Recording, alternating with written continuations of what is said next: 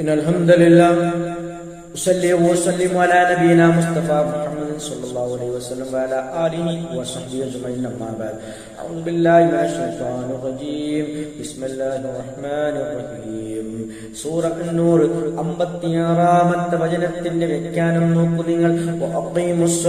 നിങ്ങൾ നമസ്കാരം നിലനിർത്തുവീൻ എന്ന് പറഞ്ഞാൽ 5 വക്ത് നമസ്കാരം അതിന്റെ യഥാർത്ഥ സമയത്ത് തന്നെ അത് നിർവഹിക്കണം. ഒരിക്കലും അവന് അതിന്റെ സമയം വിട്ട് കിടക്കാൻ പാടില്ല.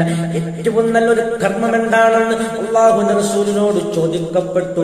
അപ്പോൾ അള്ളാഹുവിന്റെ റസൂൽ സല്ലല്ലാഹു അലൈഹി വസല്ലം മറുപടി പറഞ്ഞത് നോക്കൂ നിങ്ങൾ, അസ്വലാത്തു അലാ വഖ്തിഹാ, ആ നമസ്കാരം അതിന്റെ യഥാർത്ഥ വക്തിൽ തന്നെ നിർവഹിക്കലാണ് ഏറ്റവും ഉന്നതമായ കർമ്മം എന്ന് അല്ലാഹുവിന്റെ റസൂൽ പറഞ്ഞതായിട്ട് നമുക്ക് റിപ്പോർട്ട് ചെയ്യപ്പെട്ടിട്ടുണ്ട്. നോക്കൂ നിങ്ങൾ, നിങ്ങൾ നമസ്കാരം നിലനിർത്തുവിൻ, നിങ്ങൾ സകാത്ത് കൊടുത്തു വീട്ടുവിൻ എന്നാണ് അല്ലാഹുവിന്റെ കൽപ്പന. റസൂലിനെ അനുസരിക്കുകയും ചെയ്യുവേൻ എന്ന്. എന്തിനാണ് അല്ലാഹുവിന്റെ റസൂലിനെ അനുസരിക്കുന്നത്? നോക്കൂ നിങ്ങൾ, നോക്കൂ, ആ നമസ്കാരം യഥാവിധി നിർവഹിക്കണമെങ്കിൽ അള്ളാഹുവിന്റെ റസൂലിനെ അനുസരിക്കണം.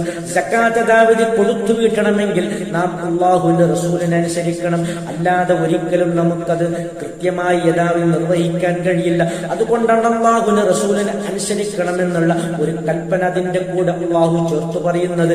നോക്കൂ, ആ രൂപത്തിൽ മുഴുവൻ കർമ്മങ്ങളും ഇതേ രൂപത്തിലായിരിക്കണം. അള്ളാഹുവിന്റെ റസൂൽ സല്ലല്ലാഹു അലൈഹി വസല്ലം എങ്ങനെ നമസ്കരിച്ചോ അതുപോലെ നാം നമസ്കരിക്കണമെന്നാണ് നമ്മോട് കൽപ്പിക്കപ്പെട്ടിരിക്കുന്നത്. നോക്കൂ നിങ്ങൾ, സ്വല്ലൂ കമാ റഅയ്തുമൂനി ഉസല്ലി എന്നാണ് അള്ളാഹുവിന്റെ റസൂൽ സല്ലല്ലാഹു അലൈഹി വസല്ലം നമുക്ക് പഠിപ്പിക്കുന്നത്. ഞാൻ എങ്ങനെ നമസ്കരിച്ചത് നിങ്ങൾ കണ്ടുവോ, അതേ പ്രകാരത്തിൽ നിങ്ങളും നമസ്കരിക്കണം.